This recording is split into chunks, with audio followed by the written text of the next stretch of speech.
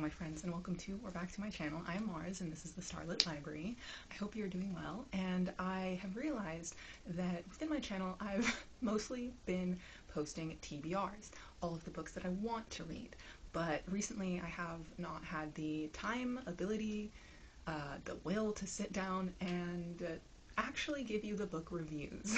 So today I'm going to be giving you wrap-ups and reviews about all of the books that I've read that I have not yet given a review about. So we're gonna travel back in time to October. This might be a long one, but I'm going to give you timestamps. I'm gonna give you like a wrap-up of all the books that I read so you can kind of navigate if there's any specific reviews that you would want to hear. So grab a cozy drink. I still have my coffee in my iconic little Shrek mug, so get cozy and let's get into it.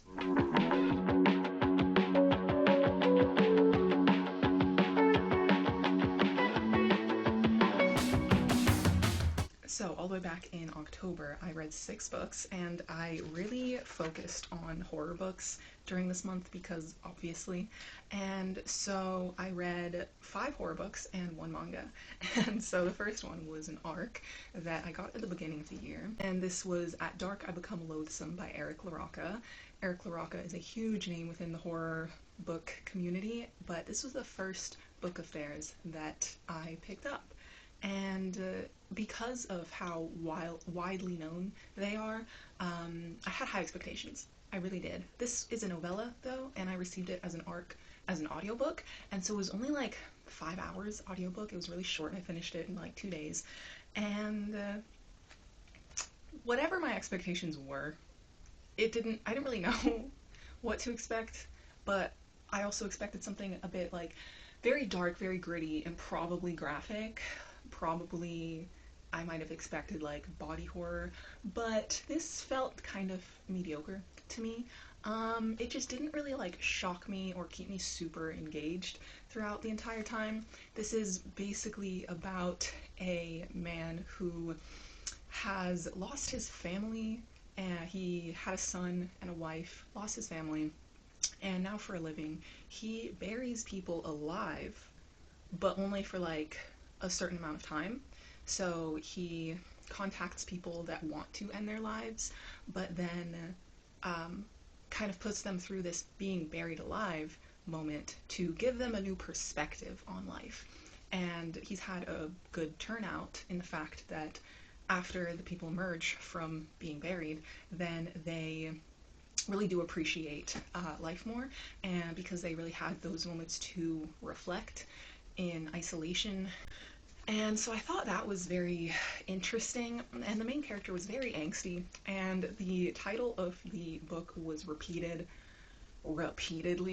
like, it really added to the angst, and I can see how that could be used as a literary device, that you really want to drive the message home and give you that characteristic of the main character, but at times it really annoyed me, especially because I'm listening to it, so I'm listening to how often it's being said, and that was kind of annoying. I'm not gonna lie. But then this main character meets someone else who kind of creates a bit of tumult in his life and really shakes things up, and he reflects a lot on his lost child, and yeah, this didn't really give me as much of a big shock factor as I was expecting, and I thought that it would be a bit grosser and just more horrifying than I expected, but it didn't quite reach those levels. Regardless, I would still like to check out other work by Eric LaRocca because I know they have a huge backlist, and I'm bound to hopefully find something that I enjoy better than this. The next book I finished was Black Mouth by Ronald Malfi, and this was recommended to me by John at Talking Story, mostly because of the way that he described this story as a deep reflection and kind of more of a psychological story looking at the characters and what haunts them from the past. And it's this group of 4 characters who are, when they were kids, they met a stranger who was called, I believe, the Magician. But then things went wrong, and this magician has been seen and talked about by other kids, and bad things happening around him. And I really did enjoy the story. I think it was intriguing, especially the characters' development and the things that they were discovering about themselves. And the end really went into like supernatural kind of what the fuck am I reading?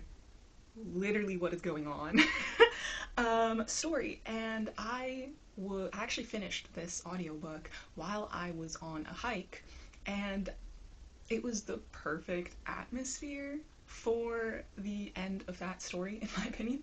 I was hiking through the forest, and there's a bit of that like dark atmosphere at the end where the characters end up in a place where they didn't really expect. And overall, I really, really enjoyed this. I think it had the right amount of mystery, the right amount of intrigue with other outside characters and like what is going on outside of this bubble of these three friends.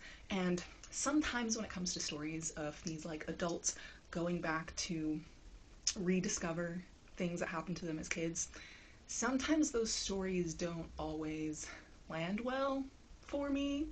But the main example I can think of is The Children of Red Peak by Craig DeLuey. Did not. The ending was not satisfying at all. But all that to say that I really did like pretty much my enjoyment of this story was pretty steady throughout. And I would definitely recommend it, and I definitely look forward to reading more from Ronald Malfi. The next book I finished was Shutter Island by Dennis Lehane, and this is very well known, obviously, with it also being a movie with Leonardo DiCaprio, and I also ended up watching the movie afterwards, and I had a whole plan. I was actually working on a video essay about this book and tying it to the movie adaptation and really diving into the themes that it talked about, except I've never done a video essay before, and so it was a lot harder and it took a lot more time to plan, and it just got really frustrating and I scrapped it. But I might want to continue to try and develop that and still probably and possibly still release that video later this year, probably again in Halloween time. So let me know if you would be interested in that, and like if it's worth, I don't know, I guess it's up to me if it's worth doing it or not. But anyways, this was a very interesting story. I never actually knew exactly what it was about, so I'm glad that this was kind of still a surprise for me. This talks really heavily about mental illness, and I am a psychology and neuroscience graduate, so this is definitely within my special interest, and so I'm always very intrigued to see how those topics are written about in books. And this was definitely interesting. It was an adventure. It did not go to places that I thought that it would go, and I will tell you now, the book is even though the movie is very well adapted to the book is definitely better because you get a lot more of those deep thoughts, and you actually see the thoughts within the main character's head, whereas you really don't get that within the movie. You can kind of see some parts alluding to it, or some parts of his mind manifesting, but actually reading his thoughts, you get a much deeper character development in the book, which I appreciated. And I don't know if I always like reading books from just a single perspective, but within this book, it definitely made sense and it definitely worked. And I really liked the atmosphere. It was really dark, it was mysterious, nobody was telling him what was going on, and he's basically a US marshal, that is trying to investigate a missing patient on an island where there's a mental hospital. And yeah, it really does develop into a wild ride as we try to learn more about who this patient is, but nobody really seems to be caring as much as the main character and his partner about finding this woman. And also within the book, we see some kind of codes that he has to crack, which were not mentioned in the movie, unfortunately, which I think they really missed out on that. But regardless, this was definitely a wild ride. And the kind of atmosphere and mood I was looking for in October, so I really did appreciate this one. Next, I finished the first volume of Full Metal Alchemist. I love that anime. I never actually finished it, and I've only watched Brotherhood, but regardless, I love it, and I love them with my full heart. And so I wanted to get back to the beginning and back to the original source material, especially seeing Sylvia from Library Unbounded going through and reading these books within like every one of her monthly TBRs. And so I was really excited about this. And so far I've still only finished and read the first volume, but I definitely do look forward to reading more because I think there's a lot that I forgot about the politics of the world or didn't get as deep into the story as I wanted to really understand that part. But this was enjoyable. It was just an introduction, and so we see the characters going through a sleepy mining town and how they interact with those characters, as well as a very significant interaction with a like president of a county or country or something, and really setting up the story for the beliefs between alchemy and religion in this world and government manipulation. The next book I finished was very highly anticipated, but quite the disappointment. It was The Hellbound Heart by Clive Barker. Now, this is the source material that inspired Hellraiser with Pinhead. You know, that character. And I'd never seen the movie before. I never really knew what it was about, but I was really intrigued, especially just by this character design. I want to know how they ended up this way, where they came from, who is this, what is their role, and you get literally fucking none of that in the story. Literally none of that. I thought that this would be, especially with the way that the book opened, and the first, like, chapter is this man playing around with this, like, puzzle, this, like, you know those, like, blocks, or, like, those little handheld puzzles? Yeah, that. And then he like opens up another kind of like dimension where these people come, and then he gets roped into their bigger plans because there's no going back from opening the box. And he's at a stage in his life where he's already like done a lot of things, and he doesn't really feel content with his life, and he just wants more. He wants more pleasure, he wants more pain, he just wants to keep on pushing the threshold, and that's what these people can provide him with. So, hello, that sounds extremely interesting, and I was really looking forward to, like, learning about this underworld, where these people came from, what they're doing, like, it's a ritual cult kind of world, and you get none of that, bro. It turns into a domestic drama.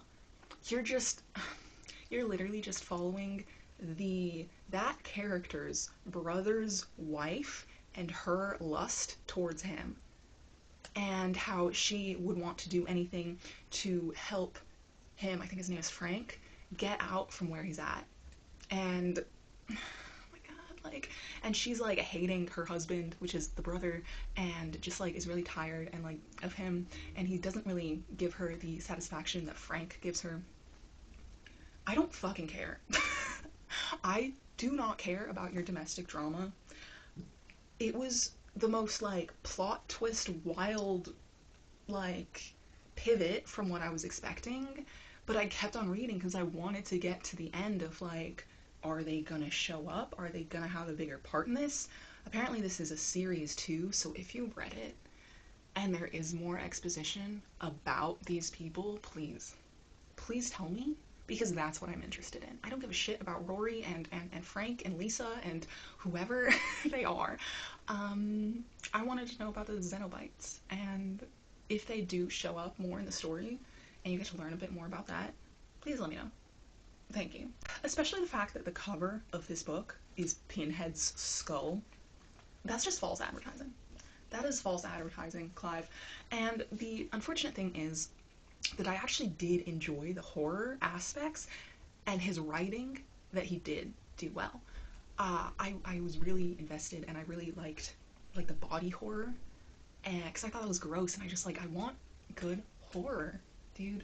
But so I really liked his writing, and especially when it came to those horror elements, but there just was not enough to sustain it to be anything above like a 2-star. I'm sorry.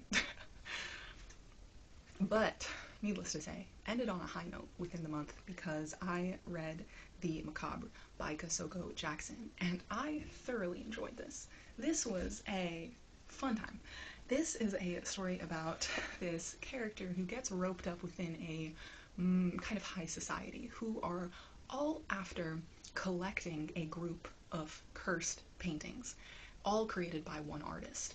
And so these paintings are cursed because if you come in contact with them, each of them can trigger some really lethal effects, like a poisonous gas, or like a flood, or etc. So this character is really taken on a wild ride, and they are really going through the ringer because of the stories that these paintings evoke and the effects that they have, and how he's not the only one who is after these paintings. So it gets dark, it gets lethal, it gets really, like, the stakes are high.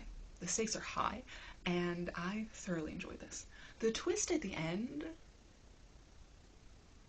unexpected. Definitely will say.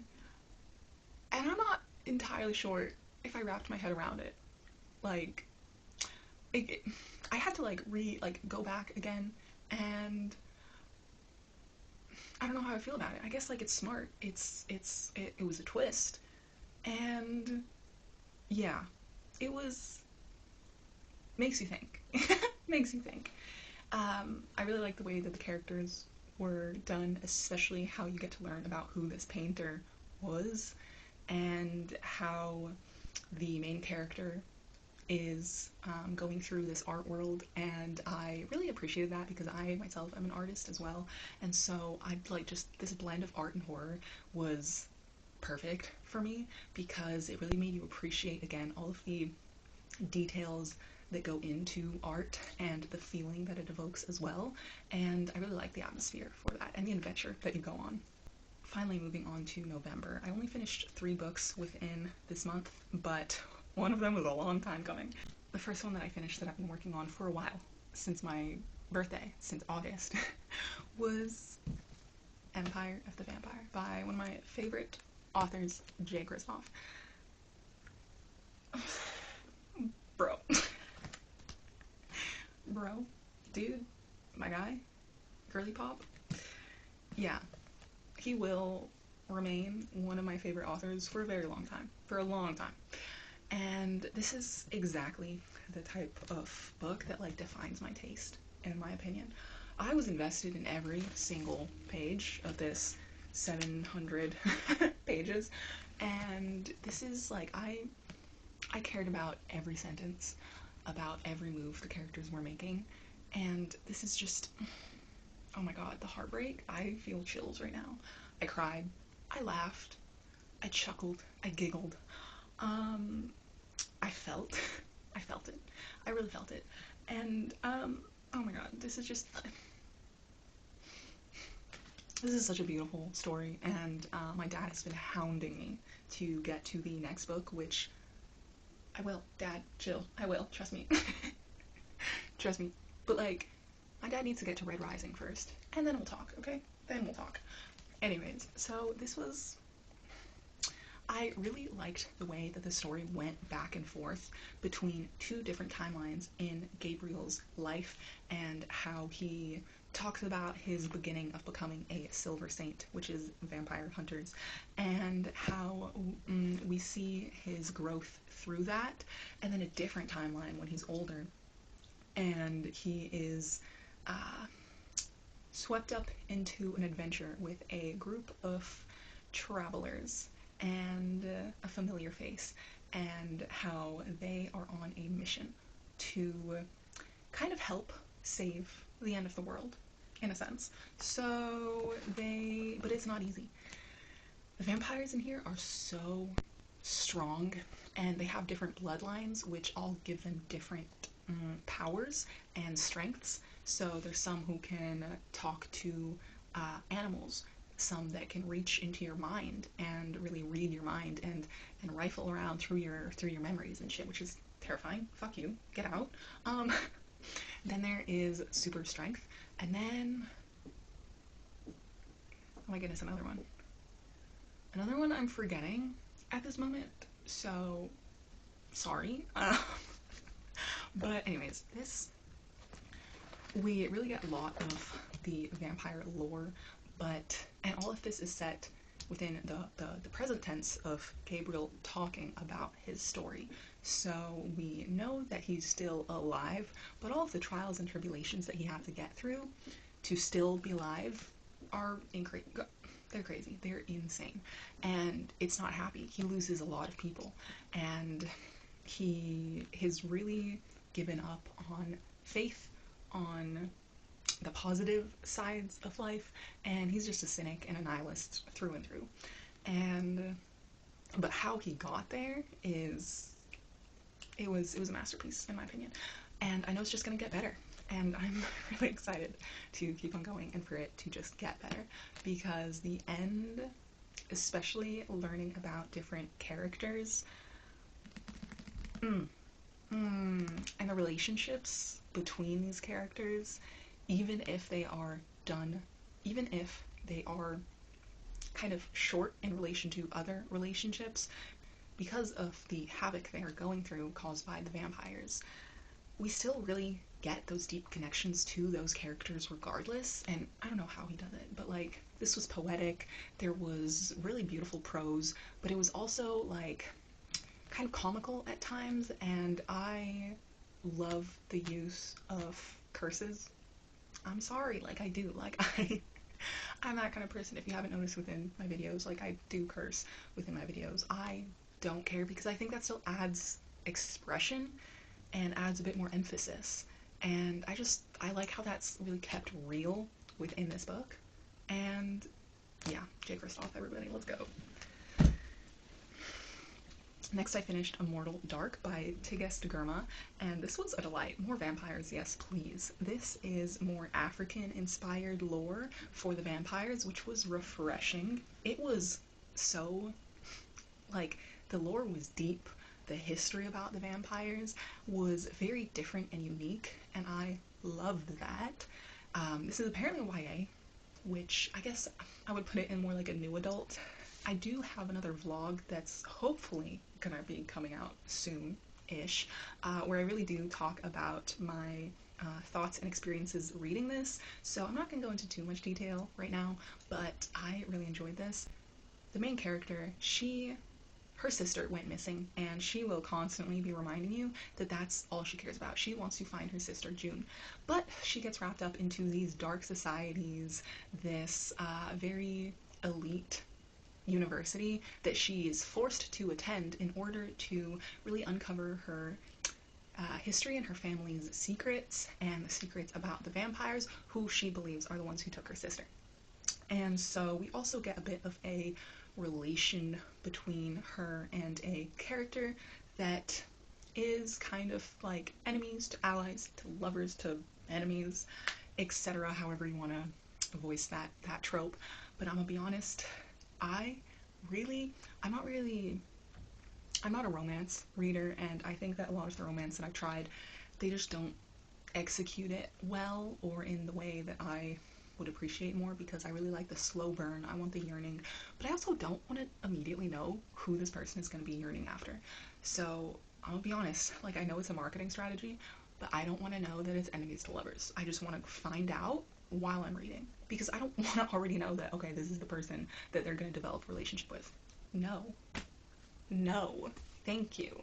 Like, the same way that I and plenty other of you don't like to know what the plot is or the details are of a story before reading it, the same way with these romantic tropes. Like, I get that it's a huge marketing strategy, but like, hot take, don't tell me. I don't want to know. I want to discover.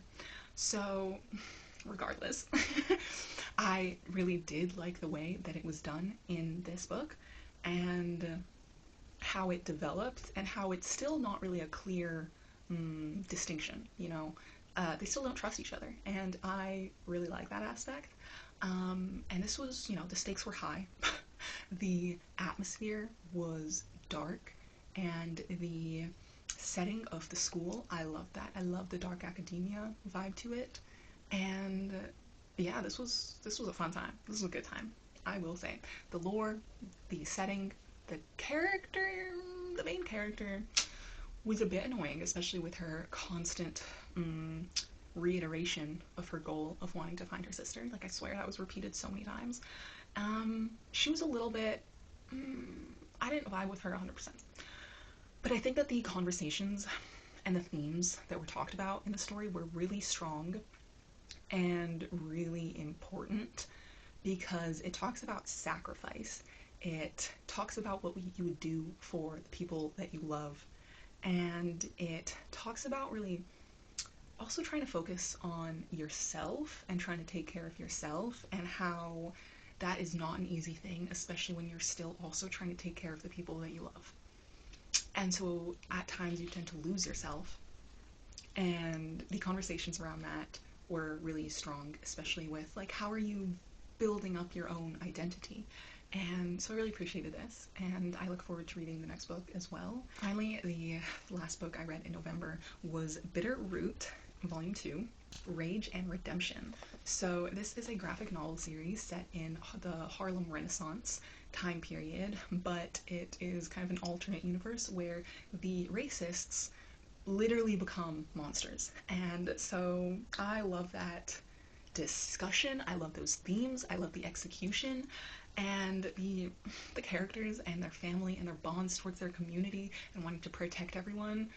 Oh, it's so good. And the art style, insane. I highly recommend this, and it's only 3 volumes.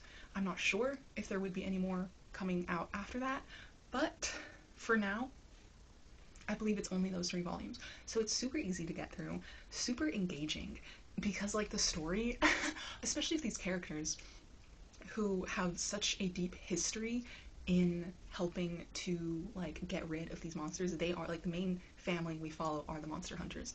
And so just seeing how deep their history is, of how they've always been the ones that the community comes to when they are in a time of need, like, that's a lot. That's a lot to keep on your, to, like, have on your shoulders, and to keep that legacy going. But the way that these, the way that these characters are just there for each other and for the community and against these monsters is really heartwarming, despite the hard times. And I think it's really nice to see how it is set within the Harlem Renaissance. So regardless of how hard things are because of the racist issues, they still find community within each other, and especially through, like, music and jazz, and just how those, like, jazz clubs came to be about, to give Black people those safe spaces. And within the second volume, the range really, like, you really get to learn a lot more about one of these, more of these monsters in particular, and it's really intriguing. It's really engaging. It's a great read. I highly recommend it. Finally, my December reads. So I read 6 books in December. Wow, that's more than I thought. A couple of them were really short, but the first one that I finished was Knock Knock Open Wide by Neil Sharpson. Oh my god. Guys, I found it. I found it. As you can see within my October reads, and if you've seen other videos talking about how I'm trying to find the horror books that work for me, guys, I found it. This was finally another 5-star horror read for me. I think the last one, and the only one, that I had before this was The Last House on Needless Street by Catriona Ward, and I finally found another one, guys. This book. Oh, this was a highly anticipated read for me. This was also on my 24 in 2024 list, and this, I'm so glad it didn't let me down, and I listened to this on audiobook. I listened to at least 5 hours straight, if not more. It was so worth it. I was just literally on the edge of my seat at some point. I was, like, running around. I was in euphoria when it finished, and I just, man, what a feeling, what a feeling. I actually did write a review in my reading journal about this, so let's go. I said the wide range of point of views was very informative, and I'm sure there might have been things I didn't pick up on, but how they converge made a lot of sense and still left a lot of mystery. The organization wasn't explicitly explained, but the way they connect to Irish folklore was very cool. I was very invested in the character stories and dynamics, regardless of how frustrating they were, because they really needed better communication. But the plot especially had me holding my breath and on the edge of my seat, and I appreciated the disgusting horror elements, the ultimate theme of loving yourself through how other people love you and leading a life worth living was beautiful and well realized. Oh, yes, that theme, especially at the end, and how that manifested, and just like the messages that you take home from it. Ooh, like, I think it's so important.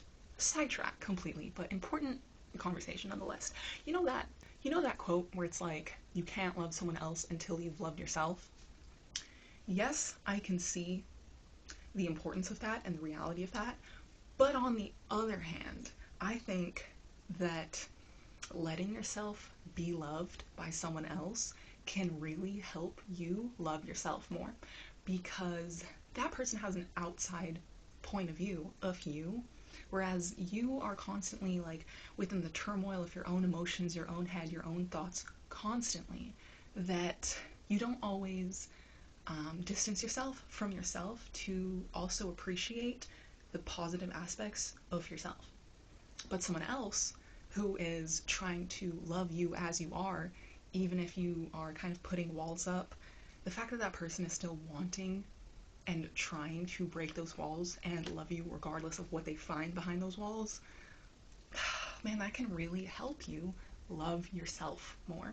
And I stand by that. And that is like definitely I found to be true within my own relationships, and I covet that. Like, I love that so much, and this was definitely a very important theme within this book. We follow this sapphic couple, these two women, where one of them has a kind of dark history and a fixation about an old children's television show that she used to watch, where there was a box, and the whole, like, literally every episode of that show was talking about how you're not supposed to make the character in that box mad, otherwise he's gonna get out of the box. And so on every episode throughout the years, that character has never come out the box, but our main character says that she has seen it out the box. So what the hell? And the way that this especially explores Irish folklore, ooh, I love it. I love it so much. I love those themes in the end, and how you can see it like in retrospect. And we also followed another character in a different timeline who something happened to her when she was a teenager, and she kind of went missing for a bit, but then she was found, but we don't really know what happened to her. And we see how those characters connect and how the story develops in the end. And like, it doesn't sound like much, I feel, with this like synopsis, but like, trust me bro, I'm gonna pick up the next thing that Neil Sharpson comes out with, and I don't care. Like, I don't care what it is. And so this was incredible. I loved it. I don't know if it's just like euphoria, especially like the gay and the horror. Yes. Yes.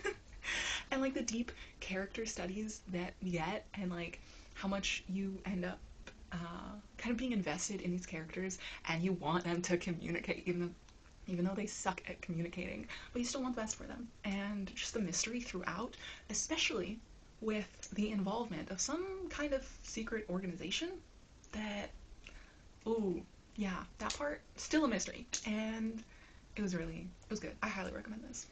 The next thing I finished was Akame ga Kill 0 Volume 3. Akame ga Kill is one of my favorite animes. I'm currently rewatching it, I think for the third time, and so this manga is the prequel to Akame ga Kill. This is the 0, and so we get to really understand where these characters came from, and it mostly follows Akame, who was grown up in a kind of organization to become an assassin for the government, for the state.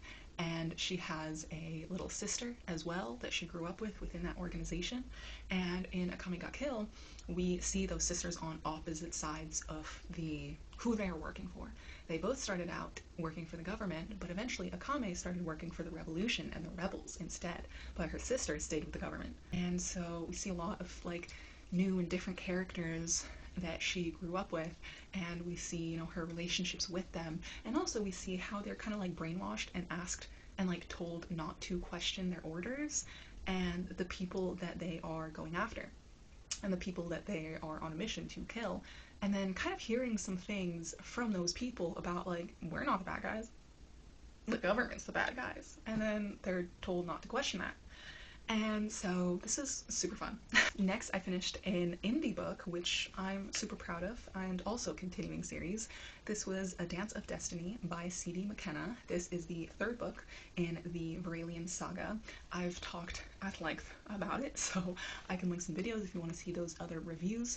I'm not going to go too much into this because it's the third book, but we follow a cursed king, a woman with a kind of cursed weapon, and a heritage that she doesn't really know about, but something relating to probably a prophecy. And then we have the last dragon rider. So we get a lot more into the kind of dragon rider history a bit more within this book, but it definitely does set you up for the fact that you're gonna hopefully be learning more about it within the next book. And we also get more of an exploration of the underworld that the woman is tied to, and there's kind of, I wouldn't really call them demons, but I don't really know what else to call them, like her guardians pretty much. And so we get to learn more about the kind of god of the underworld, and then we see the journey of the cursed king and where he is headed and how he wants to kind of continue to take power. So this was a very compulsive read. I always find myself kind of just like going through this really fast, and I definitely enjoyed this. And this is going to be like a long saga, and currently there's 4 books out. I believe the 5th one might be coming out this year. I don't know how many books there are going to be, but it's going to be a long saga. So these books really span a really short amount of time. Like maybe each book spans maybe within a month, depending. Like it's not very much, like maybe a couple months or something. And so we really see almost like the day-to-day activities of these characters and the goals that they are headed towards. And I think the writing is very, like, it's very easy to read, and the history and the lore is really interesting, and we still haven't really seen these characters come together, but we are kind of seeing a bit more of those threads of how they might be connected or how they might eventually come together. So I'm interested in seeing how that's all going to connect. Next, another book that I've been working on for months is that I finally finished a classic. Hello, thank you. I'm not much of a classics person, so like any little bit, I'm gonna celebrate that. So I finished Frankenstein by Mary Shelley, and obviously this is a cult classic, but I didn't know what the actual story was gonna be about, but I will tell you it did not meet my expectations. So when I think of Frankenstein, I think of a mad scientist working on this creation, and I guess eventually, hopefully, what his relationship is going to be with this creation. I didn't know that the perspective was going to be like a first-person narrative, but also like actually Dr. Frankenstein telling this story to someone else, and then that person is kind of recounting this story through letters to his sister. So I didn't know that that's what the structure was going to be, or the fact that this is all mostly Frankenstein's recount of his own story. And I'm gonna be honest, he is one of the most unlikable characters I've come across in a while. I did not fuck with him. I didn't like him. I think he was a whiny little bitch. He was entitled. He didn't give a fuck. He was a scaredy cat. He was a coward, and he was just obsessed. And oh my god, like I fucking hated him. So I will say that really brought down my enjoyment of the story. because I didn't like hearing his perspective, like, and the way that he would talk about his creation, this monster, was insufferable. And we finally get, at some point, him hearing out the story of his monster. And I don't know how that kid was able to so eloquently recount his story in perfect English. But regardless, that's not the point. I also really was expecting more of like the mad scientist vibe of especially him creating the monster. But we didn't get any of that. And I was so disappointed by that. Like, I really wanted, me being a scientist, like, I really wanted the ins and outs, the nitty gritty, like, the details about how he created the monster, because we are never told that. So honestly, that part was a little disappointing. And I don't know, it's just like, it was really shocking to hear that he creates this monster. It wakes up, and then it scares the shit out of him. He flees his apartment. He comes back. Apparently the monster isn't there anymore. He flees. And he doesn't see him again for 2 years. 2 years? What the fuck? So, regardless of how I didn't entirely enjoy this, I still thought, at least, that the conversations and the themes were definitely engaging and definitely worth the read. You can definitely see how this can be an allegory, this can be a metaphor for a lot of different things. I read a little article, I believe, talking about how this could be a metaphor for climate change, and how climate change is kind of, mostly a man-made horror, because the man is the one that has created the industrialized world and revolutionized the world, which has then in turn created this monster of pollution and climate change. And it's really hard to kind of stop the momentum and reverse those things. You can't really go back from that. You can't go back from those actions. So that was, I think, a really clever kind of metaphor that I saw someone interpret.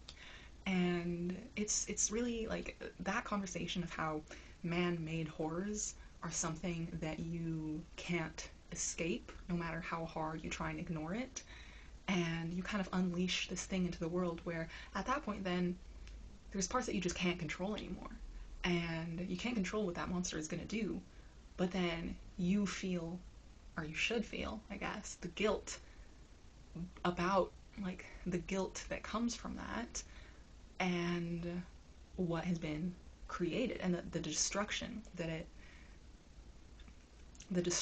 has on other people, on the world. So I thought that was a really interesting theme, as well, especially about the themes of love and, like, good and evil, and love and hate, and how other people's perceptions really change that. That was genius, and a really thought-provoking and really necessary conversation to have, because the monster recounts his admiration for the world and his love for this family that he is observing, and how much he wants to be a part of that, and how he already feels like he's friends with them, and that he really wants to be a part of sharing that love between one another and actually looking out and caring for one another. And also just like his view about how he appreciates the weather and just nature in general. But all of that gets turned on its head because of the way that other people perceive and react to him, and look at him with disgust and look at him with horror. And so you really internalize that, and then that kind of changes into malice towards those people, because they won't hear him out. They won't give him a moment to even explain himself, who he is, what he wants, like, what he loves, what he admires. They just immediately judge and and treat him differently. And so then all of those feelings really bubble up and are projected back within his actions and behaviors, and how he eventually wants to seek revenge. But that is so interesting and such a necessary concept to talk about, because hate is learned. Hate is learned, and your biases, your judgments, those are all something that you internalize from outside factors, and that is a discussion that has to be had, okay? Because the default is appreciation and love and like community and helping each other. Like, I feel like that's just the base, bro. But obviously, you can't have good without bad. I'm not saying that, like, everyone should be held to this standard of, like, you need to love everyone. Like, no, that's not gonna happen. But especially seeing how other people's behaviors are what shape your own behaviors and, like, your beliefs about that person. Really interesting psychology. Really interesting psychology. And that was just like I like the themes that this book discusses about that. It's just unfortunate that like the way that it was being told with Dr. Frankenstein's perspective was really unenjoyable for me. Other than that, like just the idea and the theme about being the other and being the outcast and exploring the grief that comes with that. He just wants to be accepted. He just wants to be a part of a community and like be a useful citizen, you know? But nobody's allowing him that because of like something so starkly contrasted. Like he's bigger, his skin doesn't look the way that it's supposed to look, his proportions are off. Like it's something that's so glaringly obvious in your face, but at the same time, like not everything is like that, you know? There's gonna be this is really reflective conversation because not everyone is going to have those like really stark differences that you might judge, but some of them will. And so you really got to like internally like look at who it is you're judging and why and where that's coming from, because we see a lot then of the turmoil and struggle that the Dr. Frankenstein is having and how he's trying to deal with the fact that he created that, yet he's the one that's judging so harshly and wishing like death upon so harshly and revenge. And those themes, very interesting. And I would definitely love to learn more, like read more essays and read more like adaptations of Frankenstein to see how this theme might continue to be expanded upon. Next, I finished another graphic novel. This was the first volume in Something is Killing the Children by James Tinian IV. And so this explores something within the forest that is killing many children across the country. And then we get introduced to a character who is like the monster hunter and knows what the fuck she's doing. This is the beginning to a wild ride. I can see how it's gonna just get like worse and more interesting, hopefully, as we continue to dive into these monsters and the lore behind them and like why they are there and what their objective is. And this was entertaining. Definitely adds another like horror aspect, the fact that this is a graphic novel, so we really get to see the gore and the guts. And we see also a main character who he's one of the kids who has survived and he wants to help. He just wants to help. But you know, that's not something that comes easily. And so there's a lot of mistrust in this town because a lot of people think that maybe there's just a kidnapper or something. And because they just don't realize that there's something much bigger at play here and something that they just like don't know that's going on within this town. They don't know or see even these monsters. I think the monster is actually invisible.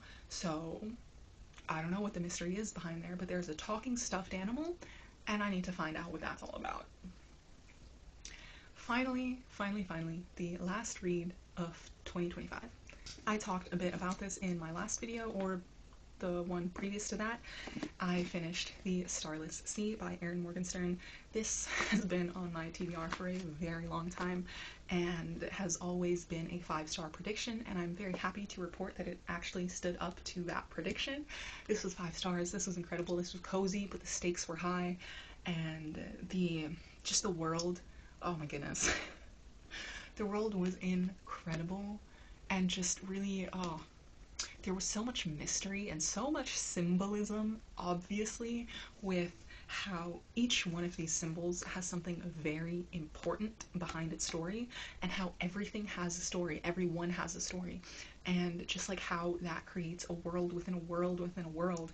And there's just so many stories that are like woven together in here that I would definitely look forward to rereading this to kind of like see the beginning hints and clues about how the story then ends, and how those other stories that you think are kind of just like, okay, like that's a nice story, but like, okay, moving on. No, they're significant. And oh my god, just wow. Wow. Yeah. I tabbed a lot. There were definitely some parts when I was just like reading and flying through it that like I didn't even take the time to tab. So like there could be more. I don't know, like there could definitely be more than this. And oh wow, like it was beautiful. It was beautiful. I do still kind of want to put out a top 10 list of the books that I read throughout the year, so I'm gonna save that and save any more opinions, I guess, for that video for you to look forward to. So that concludes all of my reads for 2025. Everything I read in October, November, and December. I hope you had a fun time listening to my reviews about these books, and hopefully that has piqued your interest in some of these. There are definitely good recommendations on this list, I would say. Go out and read them and come back and let me know what you think of them, or if you've already read these, tell me what you think, or if you have any other similar recommendations, I would always love to know. If you like this video, go ahead and give it a like. If you'd like to come back and hear some more thoughts about the books that I'm reading, or look out for my TBRs, go ahead and subscribe, be a member of the Starlit Library. If you want to leave a comment, go ahead and leave a star emoji for the Starless Sea. I hope you have the most amazing day and that you are reading the books that you're actually anticipating, your 5-star predictions, and not just books that are mediocre. Feel free to DNF when you feel like DNFing. You know, life's too short. Anyways, I hope you have an amazing day, and I will see you in the next one.